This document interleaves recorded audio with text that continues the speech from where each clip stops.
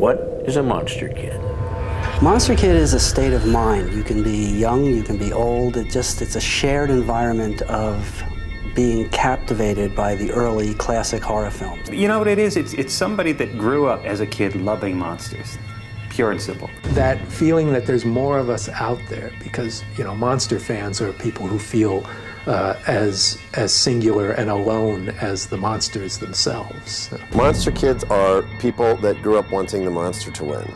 It's such a time for many of us when there wasn't a problem, there wasn't taxes, there wasn't politics, there wasn't fear. All we knew was Bride of Frankenstein is going to be on Saturday at 11 o'clock, and that is all I need to know. You have a passion that you just have to have certain things that are related to that genre. I think a monster kid is a kid, when he was growing up, probably a little lonely sometimes, at least I was. You know, it's something about monsters that they're our friends in a way. At least they became that to me. A monster kid? Me! I'm the definition of a monster kid. I am Dracula. Even a man who is pure. The Bride of Frankenstein.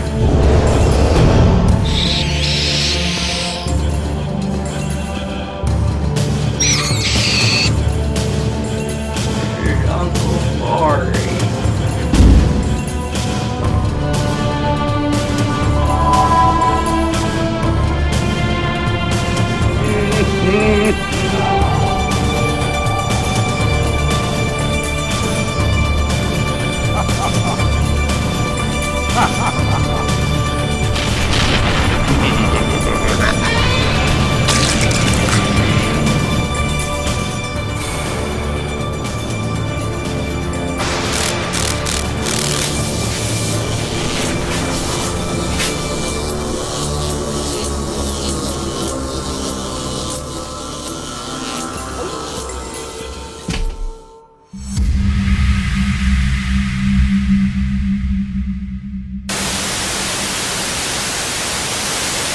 Tonight we've got a really great guest. You may have seen him when he was competing on Face Off. He's a good friend and a bona fide monster kid. Please welcome Scott C. Fensterer. Hello, everyone. How are you? Oh, we're great. Thanks for doing this. My pleasure. So let's just get right into it. What do you think? How would you define a monster kid? Boy, you know, I mean, it can be anyone because I used to kind of cluster it into an age group, that it was always of people in our age bracket. But I've seen with my own child, 6 years old now, she is as much a monster kid as I probably ever was. And I probably blame poor parenting for that sort of thing.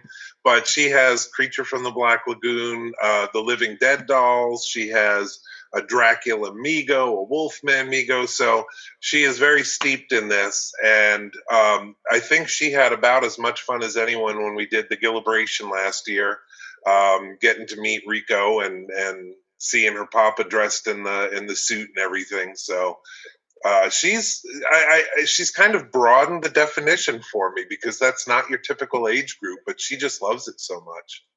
So you talk about our age group. And I think we're probably pretty close in age. For me, it was, you know, that early 70s opportunity with Famous Monsters. The Filmland was on newsstands, and there were horror hosts on the weekends, and there was the Shock Theater. What was the first image or film that you remember that really kind of opened this world up for you? What was that you saw and went, I like that and I want to know more? Very vivid memories of this. My brother, and we were still in New York, so I was younger than 4 years old. I would say probably about 3. But the Castle films, if you remember those wonderful things, they were like 5 or 10 minutes or something like that. But they kind of condensed a popular movie at the time down into a small 8mm film. So he showed me Frankenstein. And that was the first thing that I ever saw that was monster related. And I saw that and I was just mesmerized. Seeing Boris Karloff in that movie, I was like, oh my God. And I thought that it was just some guy that happened to look like that. And my parents said, no, that's makeup. That's a guy named Boris Karloff. And for the longest time, I called him Barloof Carloos. I don't know why, but I was 3. But I couldn't get enough. And then after we moved down to Florida, I was about 4 years old, scholastic book fairs. And those were the era of great monster books. Everything from the movie Monsters books to what were they? Not Carriage House, but the old, the orange. The Troubadour. Yeah, the old where they had different topics, but they had all these books that you could check out of the library. Yeah. But they kind of continued to fuel it, and I fell in love with monsters, and that was kind of the first doorway in was Frankenstein, Boris Karloff's Frankenstein. I remember scholastic book fairs very, very vividly because I was lucky enough. My mom worked every so often at the library at the school I was at, so she would see the scholastic books come in and she would pick out what she knew I would like. So it was like, my insider, opportunity to get these great books. So Frankenstein was the first one, but which one did you start leaning towards? Who's your favorite classic monster and why? Well, I would have to say Frankenstein will always be number 1 because of that first connection. But right under him, if not pretty darn close tied to him, would be Creature from the Black Lagoon. When I saw that movie, it just took you to a different world. Frankenstein transported you to that lab and you felt you were there, but being underwater and the elements and, it just seemed like it was such a foreign place. And it was like you were watching a documentary almost, the way that they shot it. So I would have to say that even if they're neck and neck, probably right under Frankenstein, it would be Creature. Oh, great. Now, where were you around this time? You said you moved to Florida. Where did you move to? I was in Orlando, and this was Orlando before Universal Studios. Because they didn't open until '89. But I remember not only did I go down and apply for a job at Universal as soon as they opened, but they had the folders and everything and gave out stickers and swag to get you to come to the parks. But from day one, when nothing worked at Universal Studios, Kong was always breaking down. Everything was breaking down, but I still had my annual pass there. And that, being in Orlando, of course, so close to Universal, it was like I had only read about the Universal Studios from California. I think the first time I ever heard of that was in Dennis the Menace comic, if you remember that. Have you ever seen that? Where they turn his dad into Frankenstein. Yes. Right? Yes. Yeah, flip through that a little bit. I remember that comic because I was like, wait a minute, what is this thing in California? I wanted to go to it, and I never got to until like the late 80s. Well, I mean, they had a lot of the attractions.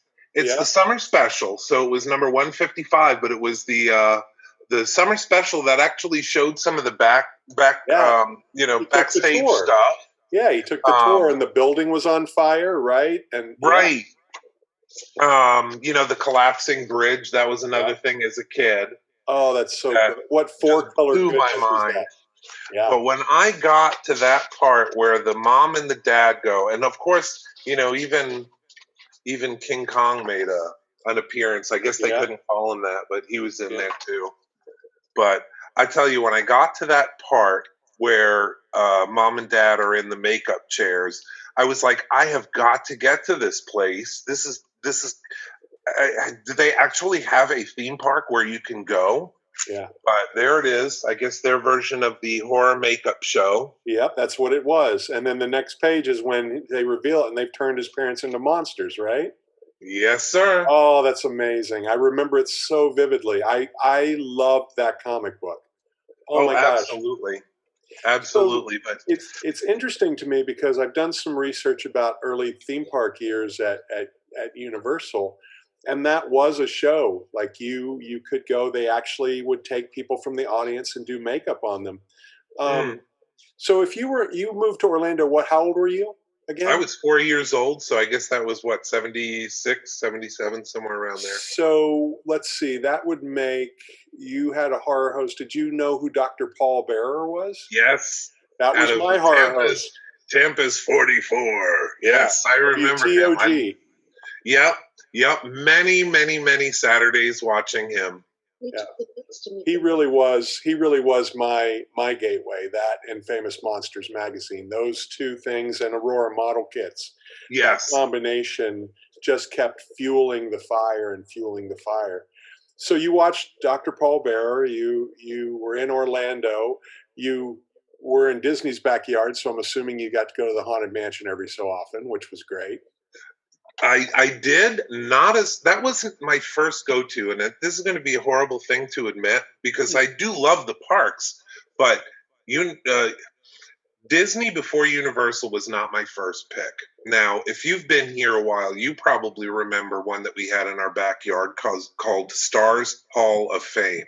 Mm-hmm. Do you remember that one? Yep. So that was because I was a weird kid. That was my request to my parents. Any chance that I had to go to a theme park was, I know it's not Disney, but could we go back to Stars Hall of Fame? So that was my thing, getting to see all the monsters. And one of the most unique ones, I don't know if you remember it, but it was the Dr. Jekyll and Mr. Hyde that would actually transform before your eyes. Like a Pepper's Ghost illusion, right? Yep, the smoke and mirrors. But boy, oh boy, as a kid, and the Planet of the Apes was another one that always stood out, the Star Trek. So I always wanted to go back there. Oh, goodness. Yeah, I loved that. I don't know when it closed. It used to be, though, like we would come down or come up. Like I lived in Tampa for a little bit, then we moved to Atlanta, and I would come down. But I remember that was always on the docket. It was the Wax Museum, because even to this day I love a good wax museum. And then it was Walt Disney World, and for me it was always the first thing I rode, and the last thing I rode was always the Haunted Mansion. I'd beeline for it, and then I always wanted, like, the last thing I did at Walt Disney World. I didn't care about the parade. I didn't care about fireworks. I wanted my last experience again to be the Haunted Mansion. And it was so appropriate at night, too, because it looked totally different at night than it did during the day. And they had a little shop right outside.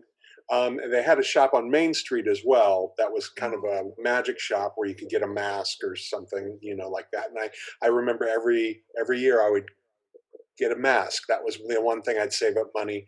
But they had these little skulls and tombstones that they sold, and I can't remember the name of the company, but they poured them with glow in the dark material, so that it was a really nice looking skull, and it would glow in the dark, or a tombstone, and then you could rub on letters of your name on there, like, instead of good old Fred or what have you. Those are just great memories. So you're in Orlando, and at what time, like, was it around the same time you knew now that, okay, Boris Karloff was an actor and somebody did makeup? When did you start, like, really focusing on, like, I want to create monsters. I want to create alternate versions of human form and creatures. And when did that hit? That was probably right after I got a book by Alan Ormsby, Movie Monsters. With the green brown cover, bag, correct?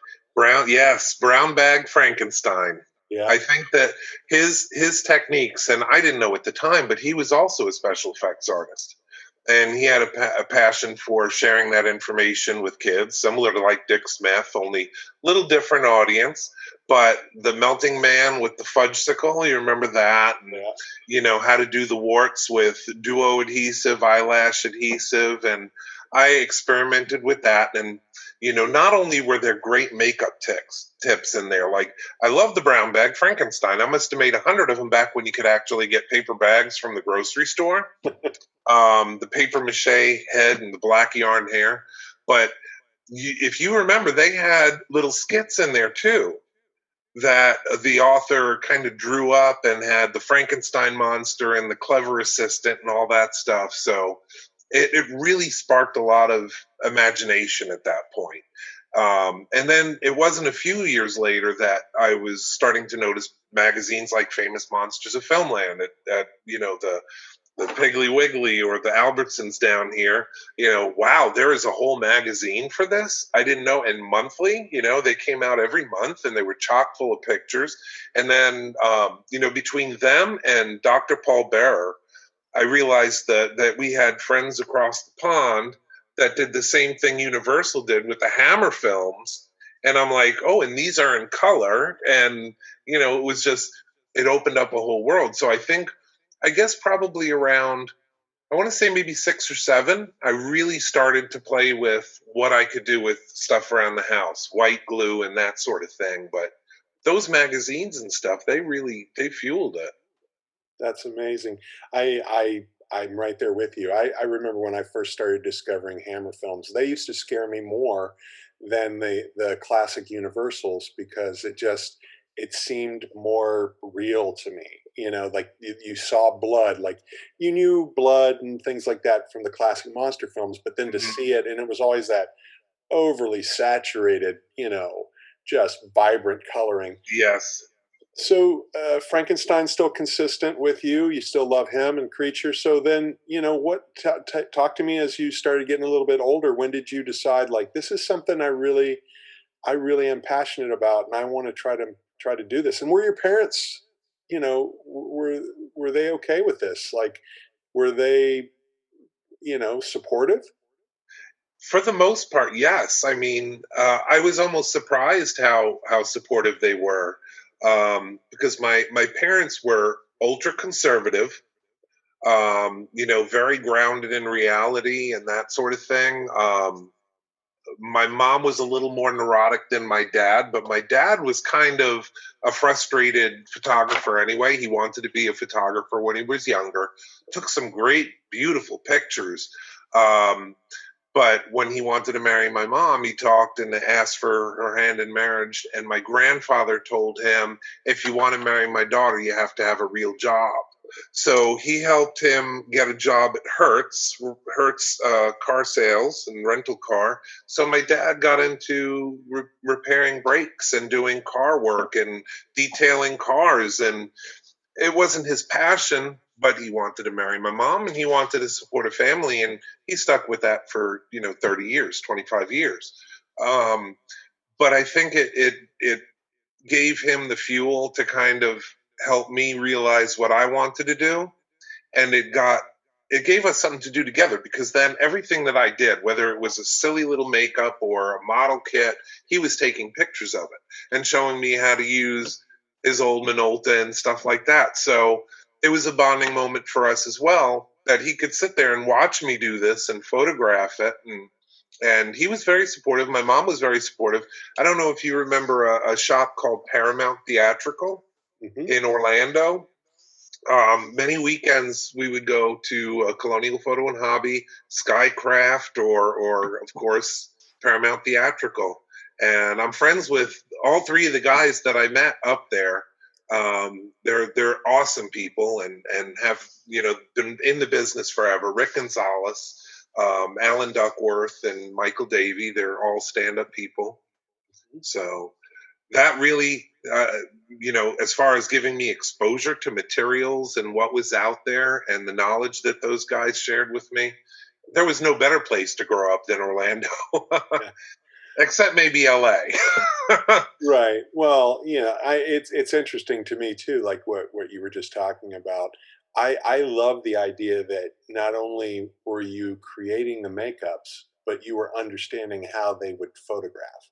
I think that's something that's so crucial, because there's a difference between makeup for stage and makeup for film, and just having that awareness and having somebody like your father who would actually kind of show you how exposure worked and things like that. What a great opportunity.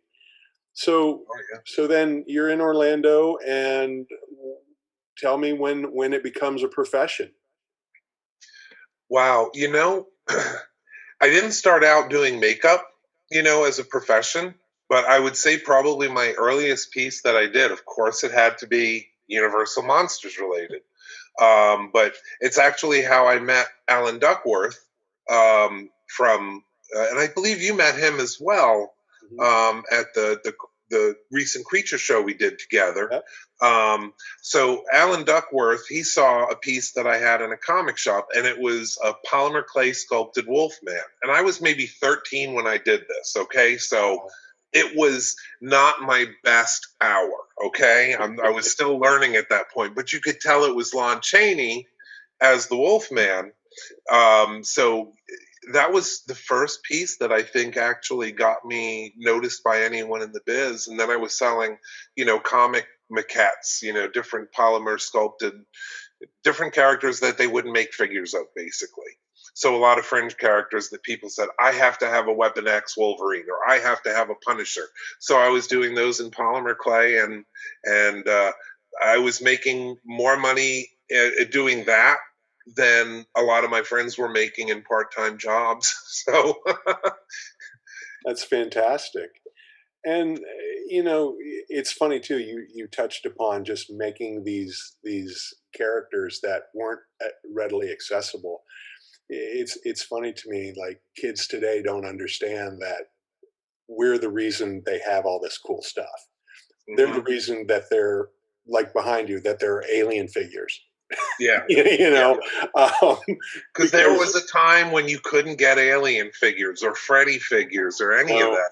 No. Well, and I think, as a kid, I loved Mego figures. Those were the best, but then they kind of fell off the plate for a while, and then they were replaced by, obviously, Star Wars figures, the 3 3/4 inch.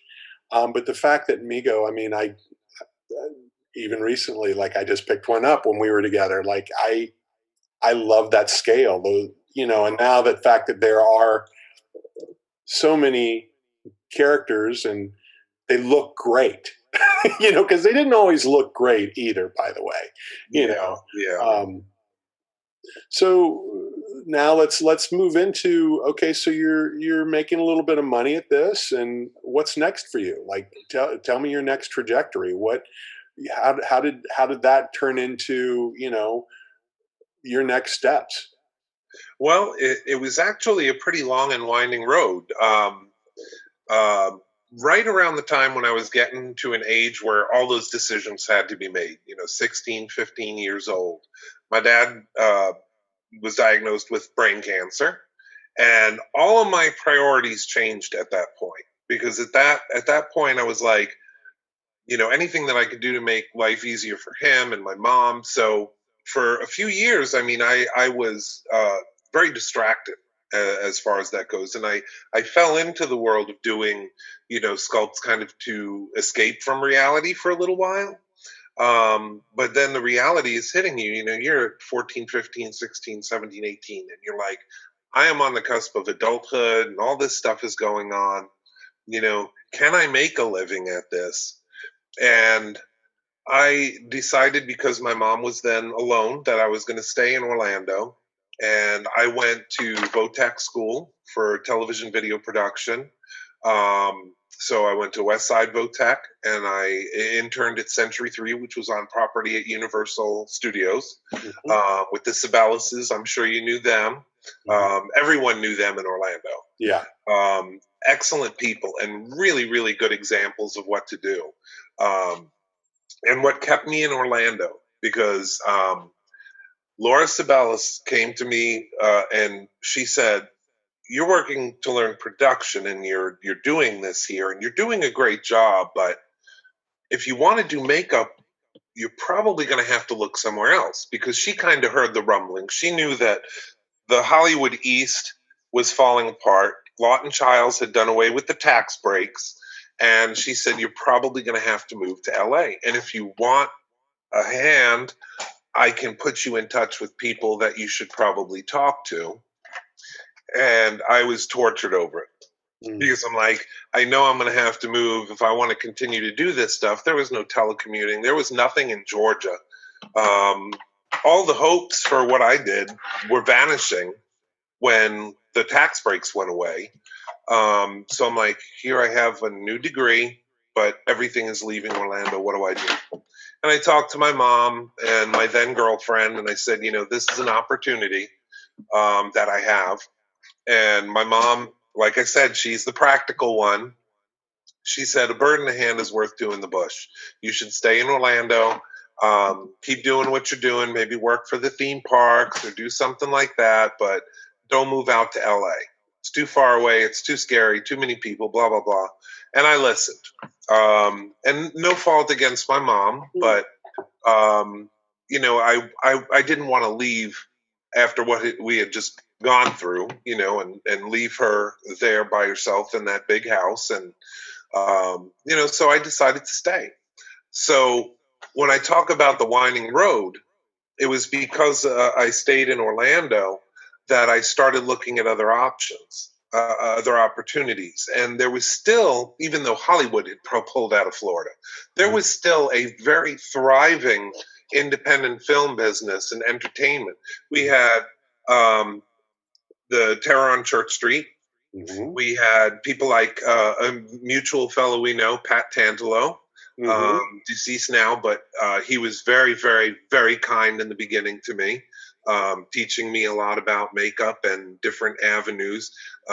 His Summer Slumber Slaughter, that was the one that I couldn't remember the name of when we talked last, but he had that in like what was it, the Firestone building or something like that? I can't even remember where it was. Yeah. But it was like for me, it was incredible because that was the first all-night rave I'd ever heard of, and it was all zombie related. Mm-hmm. But my buddy and I got to go into that and do makeup, and then I wound up doing the Cats for Pat for his Monster Egg Productions. Mm-hmm.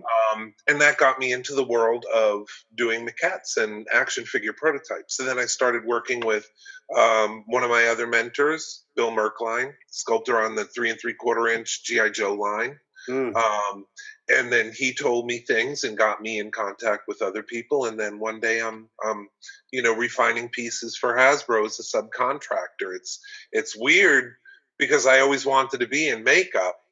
But to me, being able to create and to make a living at it was more important than just doing makeup.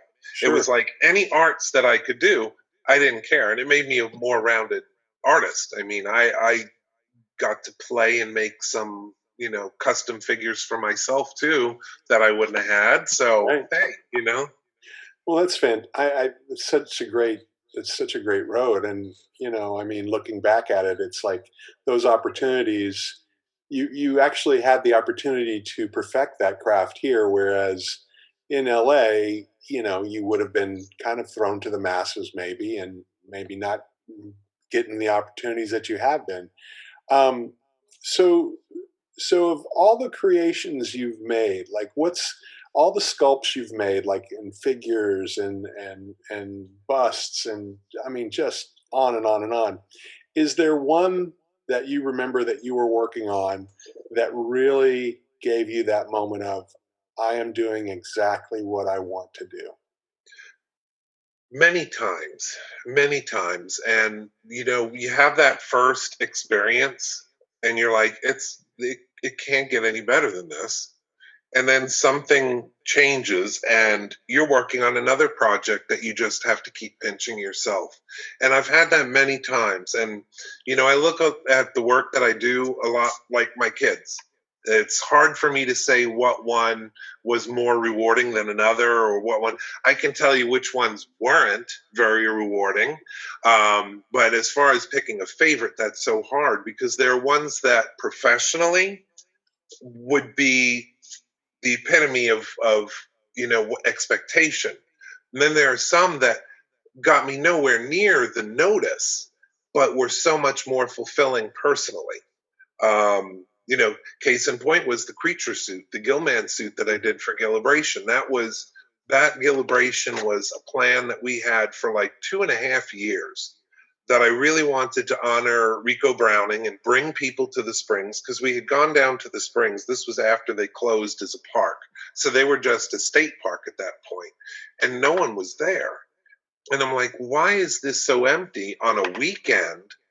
They still had the glass bottom boats. They still had, so I kind of concocted the plan to do like a birthday thing for the 65th anniversary. Then I didn't know it was going to be as hard as it was. But you know, sometimes I'm stupid silly that way, and I just say, you know what, we'll find a parachute after we jump. But making that suit and seeing my father-in-law in it, because he's pretty much the same height as Ben Chapman and the same build. Yeah. So it was like seeing him in that was one of those moments.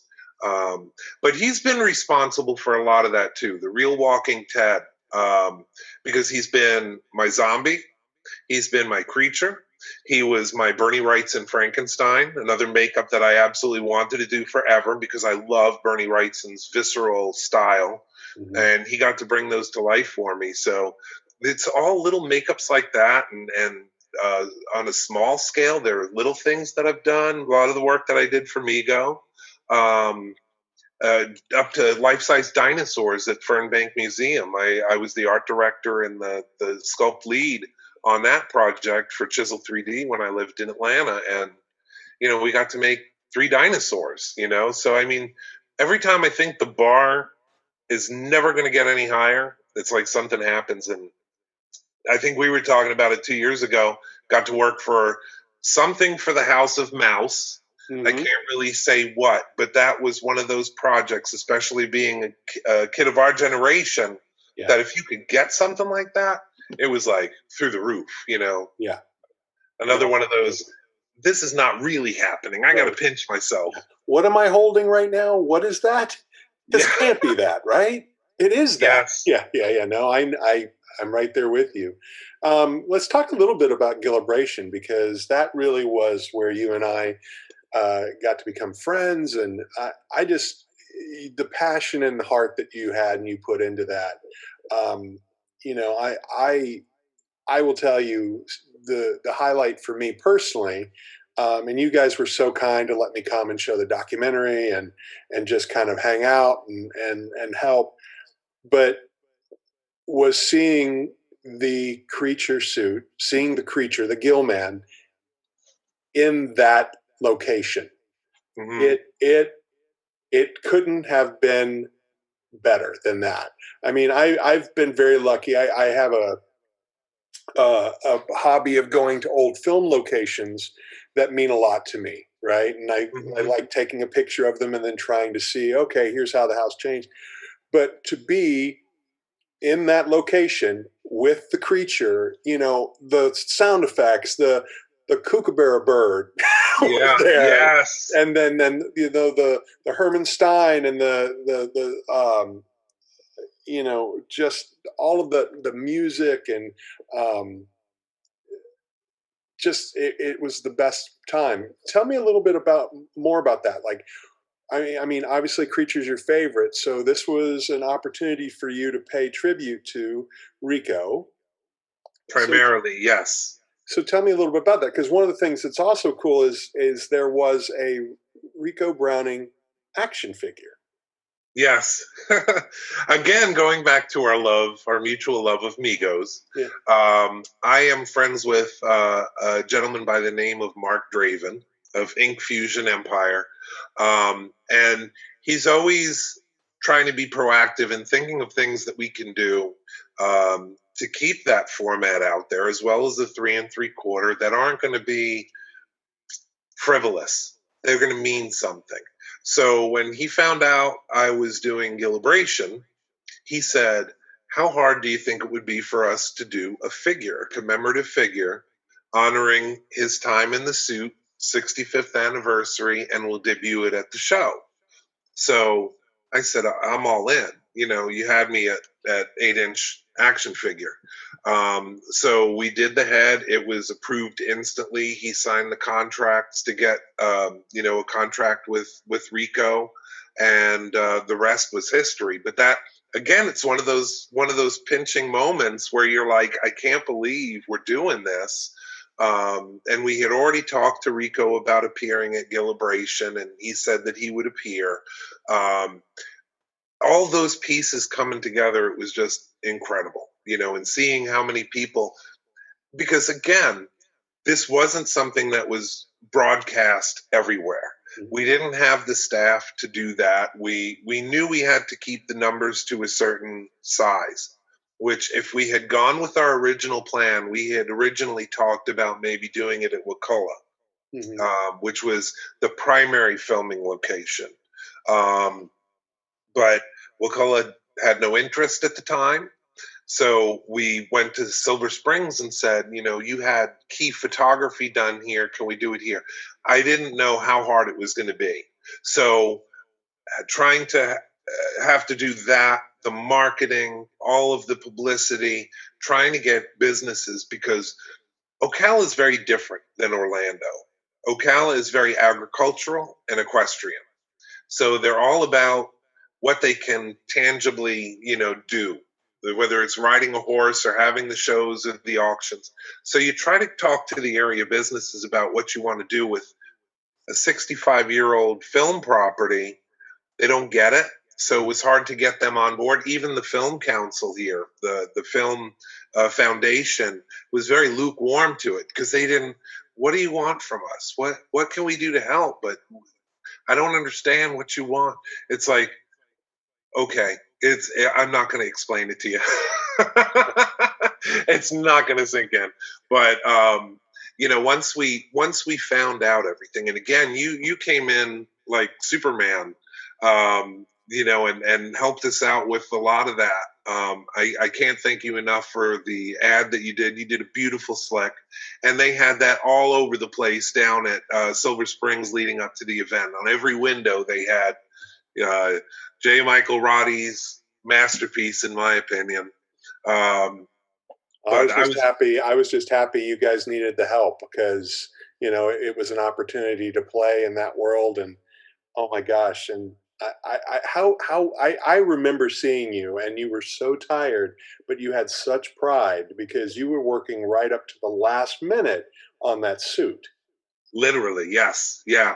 Everything was working against us because, again, it was just me, Amber, and my intern, Chelsea. And latex requires time. It's not like a catalyzed material like silicone or resin. Basically, once you cast a mask, it's got to sit for 72 hours to dry. And during that time, it shrinks. So if you do all of your measurements based on a person, and then the latex doesn't have the time to shrink to that person's dimension, oh my God. So we were literally, the sun came up, we're like, when do we have to be at the place again? I literally have Amber thinking for me because at that point I was toast. But it's like we were literally painting it, getting it in the car while it was still wet, and then bringing it down there, hanging it up to dry as long as we could before he had to get in it.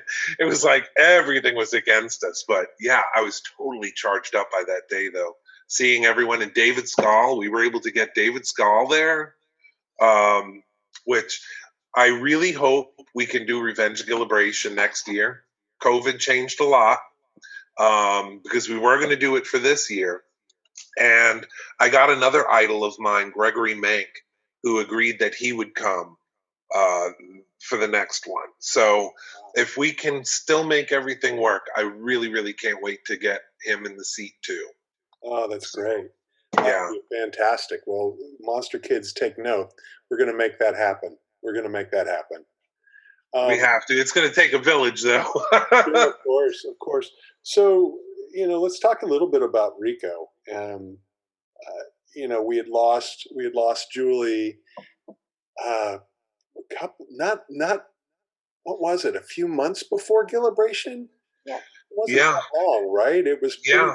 Because I remember I put together a little dedication to her because I had some interview footage of her. Mm-hmm. Yes. But Rico is getting up there. I mean, he is our last really connection to those monsters. What was it like seeing his reaction to your work? Well, I had seen him several times before, so it wasn't like there was a big epiphany. Because with Rico, when you know Rico, he's just kind of like, he accepts you where you are, But with the action figure and the suit, he, especially his daughter, that's the cool thing, because she was like very, very complimentary with everything that we did. They had to approve the head sculpt of the figure before we even went into production. So it was just the thing for me was seeing the Gill Man next to him for the photo ops. That was pretty surreal at the moment. You know, that because you just don't see that often. But it was cool. That was one of the cool memories. That's wonderful. So let's talk a little bit about Face Off. How did that happen? Tell me that journey. Oh, wow. That's a loaded question. I was just coming out of a life-changing situation. Went through a separation and subsequent divorce. Hit me from out of the blue, totally unexpected. And ever since season 1, I had seen friends of mine, or at least colleagues of mine. Jerry Malacuso from Soda Toys and Soda Effects. He was on season 1. And I'm like, I wonder if I could do that. That would be cool to at least try to see. And the advice I got at the time, this was a long time ago, I mean, 13 seasons they were on, was you probably couldn't compete on that level. You know, you shouldn't really try. And I'm like, really? And then I would get the emails and other friends, because Orlando has had a huge number of people try out and get accepted and compete on it. Personal friends of mine too, Emily Serpico, David O'Connell both from Universal. Who else? Nix Herrera was on that show. Fantastic body painter. So many people came out of Orlando and were on that show, and I'm like, I really got the itch to go, and I get that as my answer. You know, you couldn't compete. You don't worry about going. So after this upheaval in my life, you're in that position. You're starting to rethink everything. You know, I'm 42 years old at the time, 42, starting life brand new again, trying to figure out where I was going to fit. And I got an email. And I thought it was just a canned email saying, you know, hey, would you like to try out for Face Off? We're going to be filming season 9, and we really like you. And I looked at it, and I looked at it, and I looked at it, and I'm like, the echoes were very loud. You know, they start stirring up again, and you're like, move on to the next email. Well, another 2 days went by, and I got another email. But this time, instead of it being from Face Off Casting, it was from the actual casting producer for the show, from his personal email. And he said, this is not a form letter. We've been trying to get in touch with you for real, and we would like you to try out. And he said, I realize that it's short notice, so we would even forego the video audition, because you'd have to do like a video audition applying makeup to yourself or someone. And I'm like, oh my God, they're almost making this too easy. So then I was like, you know what? I'm going to do it. I'm going to do it and see how loud the voices are. And if I can beat up some of those memories and just see, I was wondering how far I would go. You know, if I made it 5 episodes, I would have been cool with that, because I prepped myself leading up to it. Good friend of mine, Roy Woolley, you know, in the beginning, he didn't make it to the end. There were a lot of other people that didn't make it to the end that I loved, and they were older guys like me. I was the old guy. I knew my demographic, and I was going to be gone in 5 episodes, and I wound up going for all the episodes. You know, I was there until the end, even though they sent me home, like in the semifinals. I came back the next day and helped the people that went on. So it's like, I guess I could compete on that level. Did you send a copy of that to that person? They found out, and that was the funniest thing. Not mentioning names or anything, but I did get the call one of the few times that I could actually communicate with people from home, because they do limit you there. it was, well, I want half of the winnings and the what Fiat 500 or whatever. I'm like, oh, okay, well, that faith has changed a little bit, hasn't it? Oh, that's a great story. Yeah, yeah. So you've got that. You're still creating. Again, you're creating monsters and creatures and things that you love. Um, what's something that you want to accomplish? Boy, get through this pandemic. That's first and foremost, because it's changed a lot of lives. A lot of my colleagues have fared far worse than I have, so I can't complain. But I really want to get back to work. All the plans that were going on at Disney and Universal with Epic Universe. That would probably be one of my next benchmarks. I would love to be able to work on the monster stuff at Epic Universe. That would be awesome. And we were so close last year, before all this stuff broke loose. That'd be coming full circle for you. Oh, I would love that. Are you kidding me? I would probably put this on a transfer on the front of a shirt and wear that the first day I go there, because that was the beginning, was Universal too. That's amazing. So let's talk about your daughter, who's a monster kid. Obviously you are not your mother, so you are, happily showing her like, no, you can make a living doing this. Don't be practical. Dream, kid, dream. Yeah. What is she like? Does she really like the classics? Does she enjoy them? Yes. I mean, even though in the beginning it was like, why is there no color? And then it was, were things in back then there really was no color? She thought like in real life there was just no color. I'm like, no, honey, there was just no color film, or it was very, very expensive. But she has such a love of the classic stuff. And I don't want to leave my son out either. Mm-hmm. Ian, he's 10, but he absolutely loves The Invisible Man. He loves The Phantom of the Opera. And The Phantom of the Opera is a silent film. And he'll watch that. So I think it's, The Mole Men too. How odd is that? Yeah. So Svengoolie has his movies on. So, I mean, Ian will watch the movies with me, and catch them in rerun and stuff. So, I mean, these kids are just weird, but I can't complain because they're into this stuff. And my now 6 years old, she'll go out to the shop with me and hang out for hours. And that's why when recently with QuaranWeenCon, I was like, you know what? I'm going to bring you out, because she has been locked in this house just like everyone else. And she has her makeup kit she hasn't been able to play with. She goes over and tortures our neighbor, my 76-year-old other mother.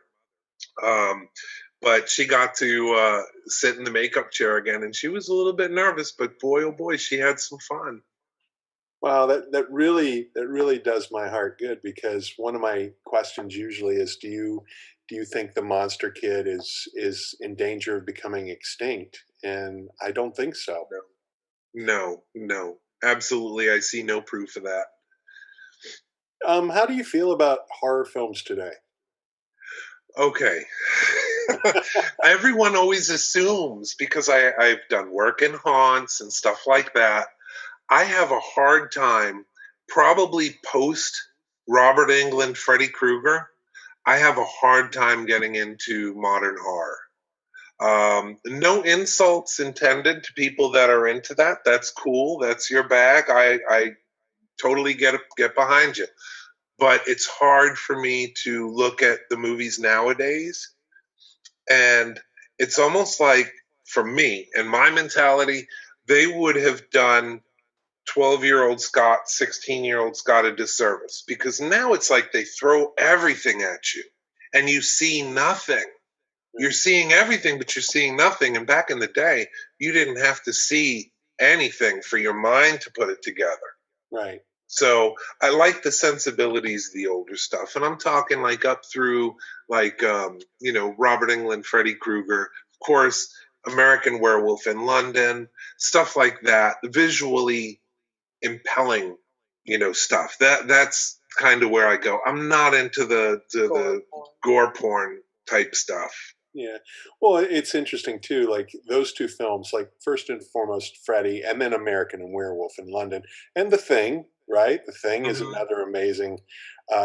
Those films really were about as far as I think we should have gone, because you still you saw it, but you could focus on it and understand the impact of it. And now stuff is so quick and random and just thrown at you, and the desensitization of that, and I don't mean like the desensitization of violence. You can have your opinion on that, but again, it's just I compare it also to the Transformers films, where it's like I can't focus on it. I don't have any connection to it because I don't understand what I'm really looking at. And it's interesting because my two girls, I've always tried to give them that understanding of, well, here's when this movie was made and here's how film has changed and things like that. And it's funny because my youngest daughter, one of her favorite things to do is every Halloween, she wants to watch Abbott and Costello Meet Frankenstein with me. Yeah. Because to me, that's the perfect one because it's funny, but those are the monsters. They think in the right way. So that's one of my favorite. And, it's funny. I'm sure you've seen this. I wish it were more real than it is, but Abbott and Costello Meet the Creature, which was, which is, I mean, the suit looks beautiful when it comes bursting out of that crate, Yeah. So pandemic is going to go away, and hopefully all of this will come back. What would you say to 6-year-old Scott or 3-year-old Scott, that is just getting into this? What is the conversation you would have to him about the world that will lay out in front of him? Boy, I wish I had some wise answer for that. I don't know what I would say, other than, nothing that you plan is what's going to happen. And I think that's kind of been the best thing for me. Because if I would have said, okay, I'll move to California, and I would have been a small fish in a very big pond, who knows what I would have done. But because I took the road where I was, I got to do things that I wouldn't have probably been able to do in California. So, I mean, I would almost take the path of kid, just keep reading and being weird. And I would probably tell, him like I tell my son, don't worry about what people are thinking of you now. Because I was a nerd. I didn't play sports. I was a sculptor and I was a comic geek and I was drawing all the time. And, people made fun of me for that. And it's funny now because really once I was on Face Off, that was another little side benefit, is I had all these people crawling out of the woodwork on social media saying, hey, I'm sorry. I was mean to you as a kid and I shouldn't have been, and you're cooler than all of us now. So it's like, it did come around, but it's not the way I thought. Right. That's fantastic. Well, this has just been a real treat. I'd love to have you back on the show in the near future, and also we have to have Revenge of the Gilibration. We have to. So we'll definitely help that. Any last words for all the monster kids out there? Just keep loving the monsters. Keep their everything alive. Whether it's in the old movies, the magazines, which are drying up, we need to keep it in there, and that means being an ambassador. Telling people about the good old days, raising our kids and our grandkids with that philosophy, because you can't beat it. You can't beat it. And I want to invite you to as well. I sent you a little snippet promo for Monster Manor. That looks amazing. What is that? That is, well, we are going to do kind of a podcast like what you are doing as well, to get it out there, talking about the movies and what made them. You know, one of our first episodes, I think, is going to talk about how near death Universal Studios was back in the late 20s and early 30s, and they were saved by a couple of monsters. So we would talk a little bit about the history, maybe go into the makeup kit or into the prop cabinet and, you know, show some of the props that were made, you know, or how they were made. Talk to people like yourself that are either authors or artists or anything like that would care to share what their love is too. So, I mean, it's going to be a little bit of everything. And when are you looking to launch? We're looking to launch hopefully by the end of the year. If not, then definitely by the first of the year.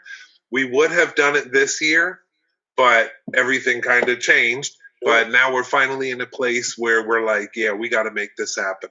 Well, I will gladly be on anytime you want me, and I will. If I'm not on, I'll be listening and supporting.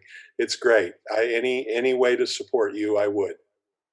Thank you, my friend. And you've proven that. I can't thank you enough for all your help and support and encouragement. Sometimes the most important thing that you can get in something like this is just hearing someone that says, you know, you're going to be okay. You're going to do this. And that was one of the things, because when I was at my lowest, man, there you were saying, you know, what can I do to help?